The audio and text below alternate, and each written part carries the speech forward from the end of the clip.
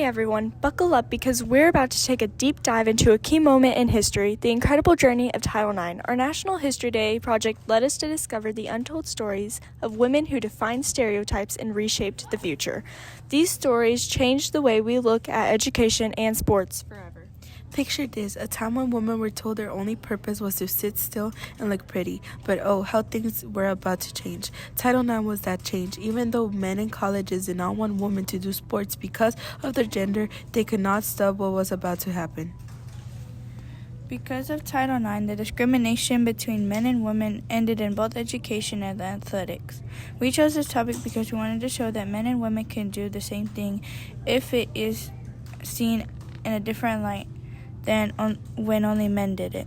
We knew it was a turning point in history, and it even changed the women's physical education and education systems. First, it started out small by the first women's colleges, Vassar, founded in 1861 at the first women's college in North America. Other sports came to be accepted in the late 19th century, like archery, golf, croquet, and tennis. Even women's cycling became accepted.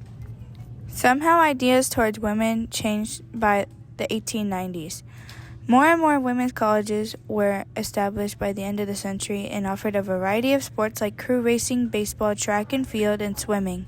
Even basketball was taken up by women less than a year after its invention in 1891 and had become a popular team sport. Field hockey and volleyball became very popular in women's colleges. Tennis was an Olympic sport beginning in 1904, and the Women's Singles Championship was added in 1906. Figure skating was on the Olympic program in 1908, and swimming and diving events for women were added in 1912. Women competed in both singles and doubles at the first U.S. National Figure Skating Championship in 1916. The extension of the Cold War into Olympic after World War II gave women's sports considerable power. There were only 10 tracks and fields athletes in the U.S. women's team in 1952 when the Soviet Union entered the Olympics for the first time. The U.S. Olympic Committee in 1958 formed a women's advisory board to discuss ways of developing more and better athletes, and in 1960, Doris Duke Cromwell gave the USOC $500,000 to help. The women's liberation movement in the early 1960s also had its impact on sports. In 1966, the Commission of Intercollegiate Athletics was organized by the Division of Girls and Women's Sports. Sports for girls and women got a major boost from Title IX of the Education Amendments Act in 1972, which prohibited discrimination between girls and boys in schools receiving federal aid. Although the NCAA fought and applied that Title IX to sports was disruptive, often discriminative, and surely counterproductive, still, the Department of Health and Education and Welfare said that regulations requiring that men's and women's athletic budgets must be set to the number of participants. Title IX is said to be the most important act of the education amendments because how it still helps female athletes to this day. Without Title IX, women would have not gotten as far as they are now. Even before Title IX was adopted in 1975, many schools began expanding women's sports. The AIAW still opposed big-time colleges and sports for women and athletic scholarships, but the court ruled in 1973 that the ban was discriminatory, and colleges with major men's sports programs began expanding their women's programs. Fast forward to today, and the NCAA runs national championships for women in a variety of sports, from cross-country to fencing, gymnastics, lacrosse, soccer, softball, volleyball, and water polo. We are proving every day that playing field is level because of the use of Title IX, and without Title IX, no one would know where women would be today in sports and education. And that, my friends, is our journey through the turning point in the history of Title IX. It's more than a law. It's a symbol of progress and evidence to what happens when barriers are broken. Girls keep aiming high, breaking those barriers, and proving that we can do anything boys can do. Title IX changed the game, and we're not slowing down anytime soon. Can you explain your experience as a female athlete? Yes. So I grew up in the same district I'm now assistant principal. And so my first year of middle school, I tried to be in band because there was no athletics, and band was not my strength. This is about the time that Title IX was already in place, but honestly, it wasn't being enforced everywhere.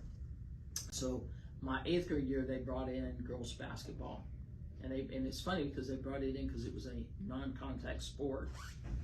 So I started playing basketball and fell in love with it, and played it all the way through high school. In my senior year, because Title IX was still not being enforced properly, to be honest, my senior year, we only had a varsity coach and a JV coach, and so nobody really coached our freshman team, which is a big deal because you want to coach the freshman team to get them ready to be varsity, right? My high school coach, after I finished playing about 4 or 5 years later, she took her team to the state championship final.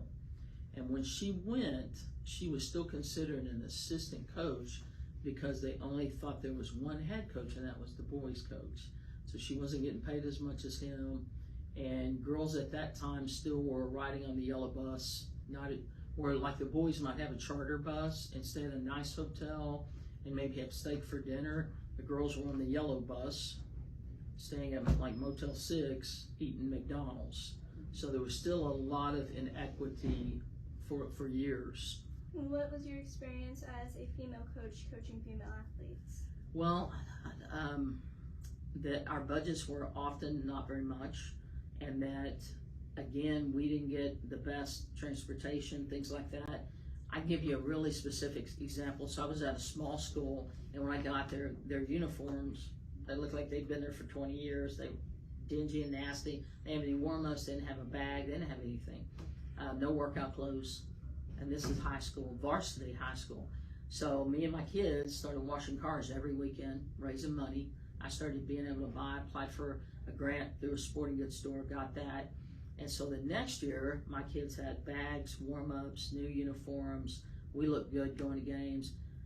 And that year, and this was against Title IX, the athletic director, when I asked him for my budget, he said, "You don't have a budget." I said, "Well, what do you mean? We always have a budget." And he said, "Well, you have all this stuff and the boys don't have it, so I'm going to give your budget to the boys."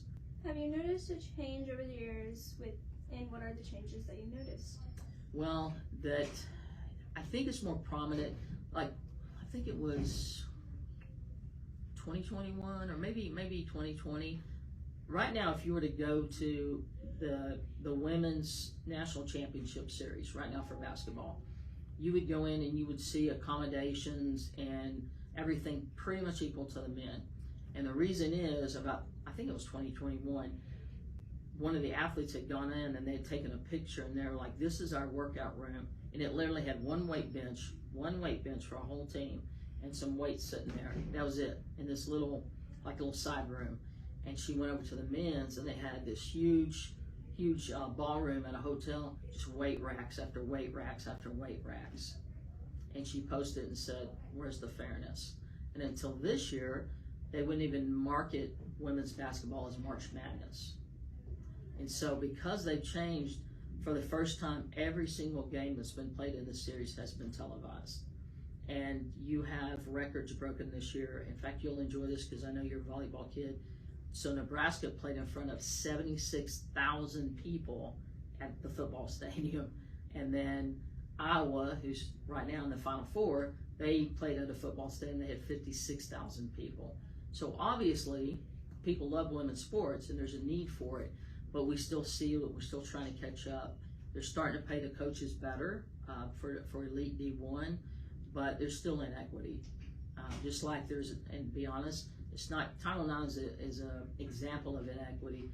Many women don't make as much as their bosses, well, not as their bosses, but at the same level in a lot of corporate jobs, they don't make as much. So we still see a lot of inequity for women, but is sports better? It's better.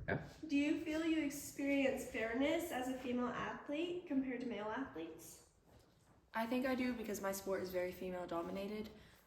I encourage boys to play volleyball, so I think it's fun whenever we play, but I have seen a lot of other girls who, in other male dominated sports, get pushed over, rolled over, constantly told that a guy can beat them. How would you feel if you were not able to play a sport because you were a female? I don't think I'd have anything to do with my free time.